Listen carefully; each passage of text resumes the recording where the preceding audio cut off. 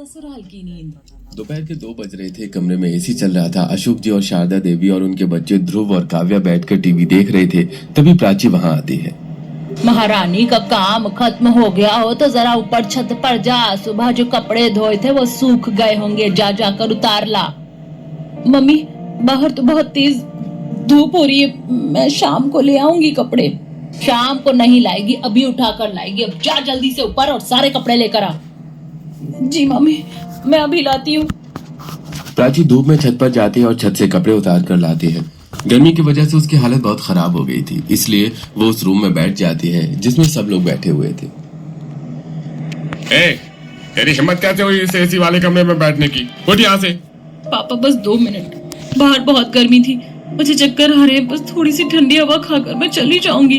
पापा इसे भगाओ यहाँ से, इसकी औकात नहीं है यहाँ बैठने की। तूने सुना नहीं क्या? जा अपने उस कबाड़ वाले कमरे में जा, यहाँ हमारे साथ बैठने की तेरी औकात नहीं है। पापा प्लीज ऐसा मत बोलिए। चल निकल यहाँ से, ज्यादा ड्रामा मत कर।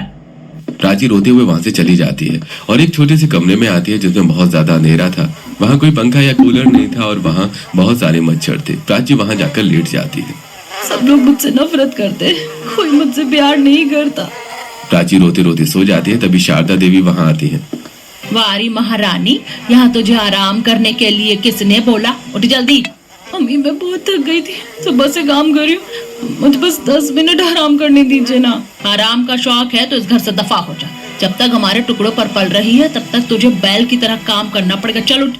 हाँ मम्मी, मैं जा रही हूँ। प्राची रोते हुए बाहर जाती है और झाड़ू पोछा करने लगती है। पता नहीं मेरी कैसी जिंदगी हो गई है, जब देखो सबके सब मुझे उल्टा सीधा ही सुनाते रहते हैं। कोई मेरी सुनता ही नहीं है, कोई मेरी सच्चाई पर यकीन ही नहीं करता। ये लोग तो मुझे चैन से सोने भी नहीं देते हैं। समय बीत जाता है। रात के 11:30 बज चुके थे। प्राची किचन के सारे बर्तन धोकर और पूरे किचन की सफाई करके बाहर आती है। वो बुरी तरह से थक चुकी थी। पहले उठकर आपका रूम साफ कर दूंगी, अभी मुझे सोने दीजिए। सुबह क्यों करेगी? हम कचरे में सोएंगे क्या? मुझे कुछ नहीं सुनना, जाकर हमारे कमरे साफ कर, नहीं तो मम्मी से तेरी शिकायत करूंगी। और वे पता है ना मम्मी तेरे साथ क्या करेंगी। प्राची जल्दी से उठती है और कमरा साफ करने में लग जाती है। थोड़ी देर बाद कमरा साफ करके वो सो जाती है। कुछ देर बाद शारदा देवी प्राची के कमरे में आती है और उस पर पानी डाल देती है। क्या हुआ मम्मी, आपने पानी क्यों डाला मुझ पर? शर्म नहीं आती तुझे? सुबह के 5 बज गए और तुम महारानी अभी तक खर्राटे मार रही। क्या जल्दी से बाहर और घर का काम करना स्टार्ट कर।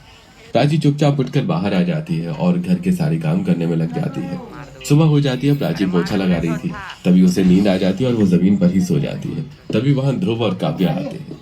देख इसे काव्या, ये यहाँ सोकर काम चोरी कर रही है। रुक, अभी मम्मी को बुला कर लाता हूँ। माँ, माँ, ओ माँ, बाबा, यहाँ आइए। अच्छा तो तू यहाँ ऐसे आराम फरमाएगी, काम छोड़कर सो रही है यहाँ पे?